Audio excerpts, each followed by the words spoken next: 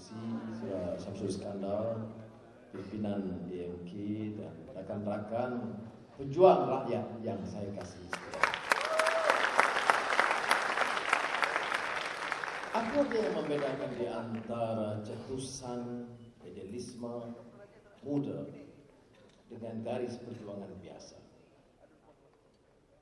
Yang membedakan ialah bukan umur, tetapi umur yang dikaitkan dengan cita-cita murni. Umur yang dikaitkan dengan idealisme, matlamat murni.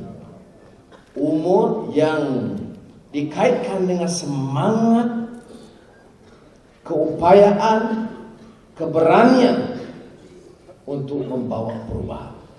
Umur yang mau menempa sejarah baru, dan inilah Angkatan Muda Keadilan Baru. Ayo bangkit! Untuk apa? Untuk apa? Saudara lebih mengerti apa arti derita kemiskinan. Saudara dari kampung, bandar, pedalaman tidak bicara sebagai pemimpin-pemimpin besar, menteri yang bicara tentang pembangunan, kemiskinan rakyat, tapi tidak pernah merasai. Jadi bila saudara bicara dengan dhamir, dengan hati. Saudara bicara dengan keyakinan. Saudara bicara dengan hasrat membela nasib ibu bapa saudara dan menentukan masa depan yang lebih terjamin. Itu beda. Baca sejarah dari Al-Quranul Karim, dari Nabi Allah Ibrahim alaihissalam, sehingga kisah Sayyidina Ali bin Abi Thalib. Semua yang menentukan perubahan itu cetusan dhamir, conscience ananda. Masa saya muda dahulu kala, kita ungkapkan muda kami dari generasi muda, generasi penggerak zaman yang merupakan conscience of the majority. Maknanya setiap perkara yang saudara luahkan itu dari dhamir, dari conscience majority rakyat. Saudara mau menegakkan keadilan, itu kehendak majority rakyat. Saudara mau kekayaan lebih merata, diagih dengan adil, itu tuntutan benar dan tuntutan majority rakyat.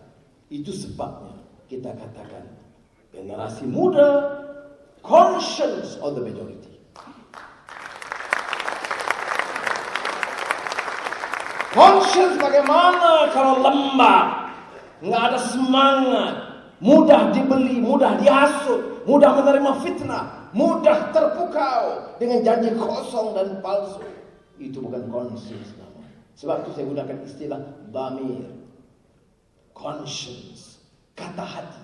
Karena kata hati itu tidak boleh terpukau dengan lakaran kata seindah bagaimanapun.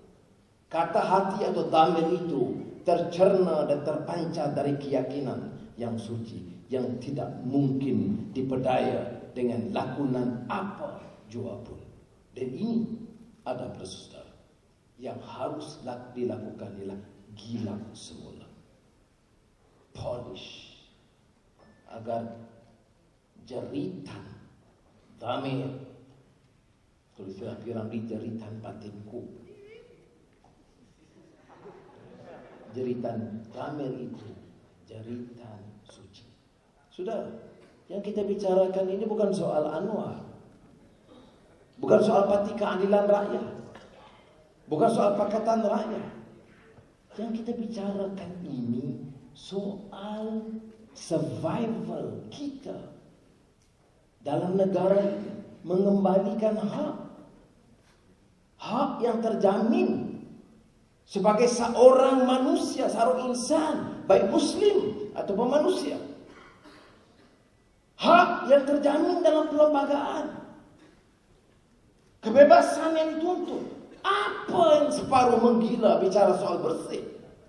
Yang kita tuntut apa? Yang dijamin dalam perlembagaan bahwa sesungguhnya pilihan raya bagi negara Persekutuan Tanah Melayu di tahun 1997 peristiaran kemerdekaan itu mengamalkan demokrasi. Dan demokrasi itu berarti pimpinan dan wakil dipilih secara bebas dan telus.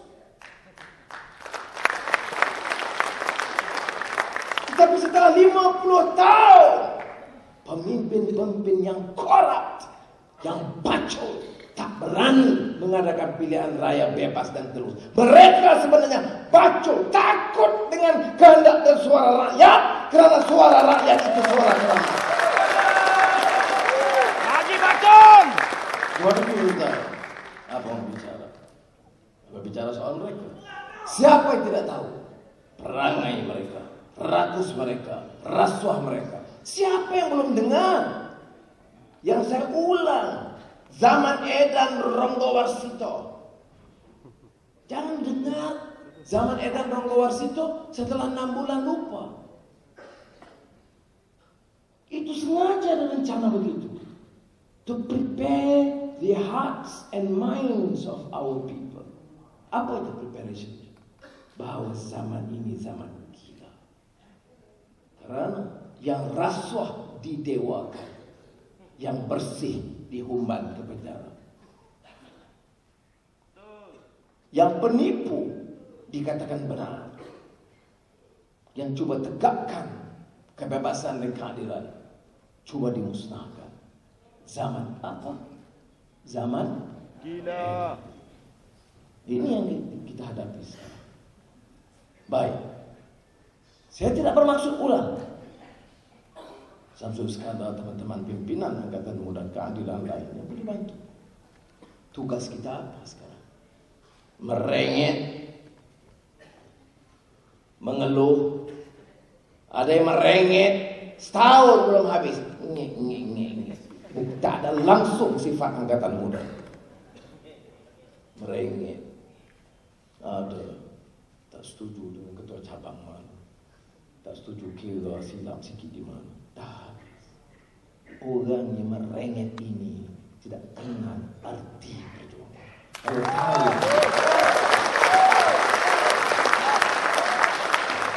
ada masa dan ketika tanya Samsul Iskandar dalam biro politik, bicara kita terbuka. Saudara jangan lihat saya dalam di rostrum dalam pidato. Kita dengar hujah dan pertelagahan dalam kalangan pimpinan dalam musyawarah itu biasa. Dan saya pesan kepada Samsul, jangan kerana mereka bertelagah dengan kita, maka mereka dikesampingkan. Kerana setiap orang itu tenaga itu diperlukan. Sama dia setuju dengan saya atau tidak setuju. Tetapi dia mesti patuh kepada agenda perjuangan.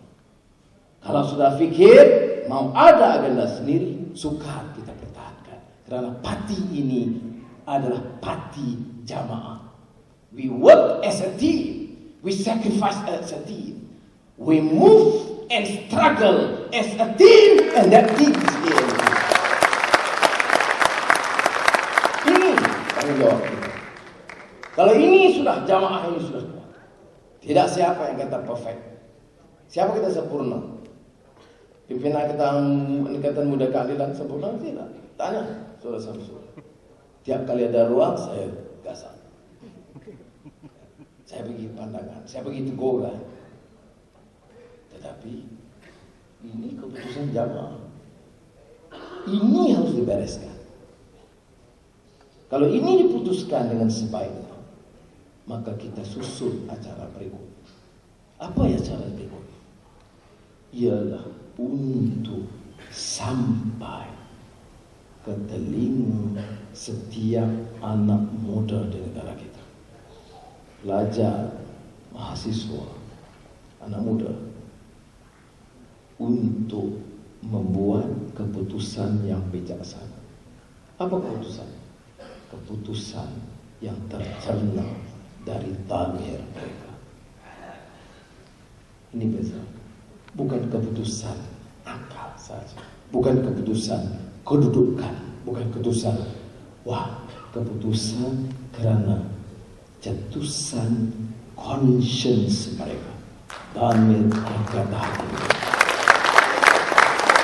Saudara, saya ulang, saya yakin, ingat, saya yakin seandainya setiap anak muda punya maklumat yang benar, mustahil, saya ulang, seandainya setiap anak muda punya maklumat yang benar, fakta tentang kebobrokan sistem, ketidakadilan, kebejatan yang berlaku, mustahil anak muda ini akan mendukung perjuangan UMNO dan Barisan Nasional.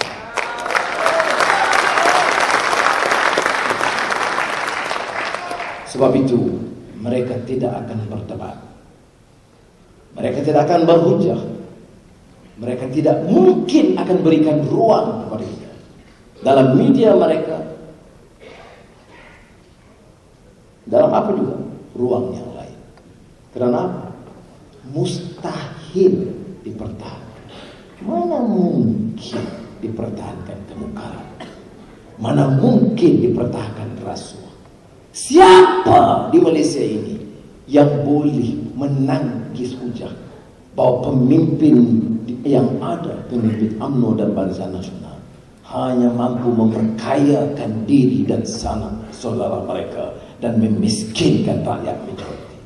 Siapa yang mampu menafikan perjanjian rusak IPP, gelojoh tamak haloba, sehingga kerugian berpuluh bilion ringgit PKFZ, Perwaja dan lain-lain? Apa yang dipertahankan? Siapa yang boleh nafikan bahwa media di Malaysia tidak bebas? Siapa yang boleh nafikan bahwa ada kecacatan besar dalam Suruhanjaya Pilihan Raya Diraja? Siapa yang boleh nafikan bahwa di Malaysia ini, sementara kita terima kedudukan bahasa Melayu, hak keistimewaan orang Melayu, agama Islam, agama persekutuan, kedaulatan raja-raja Melayu, tidak ada maksud sama sekali untuk meremeh, menghina atau mempertikaikan hak orang-orang bukan Melayu dan bukan bumi putra di negara ini.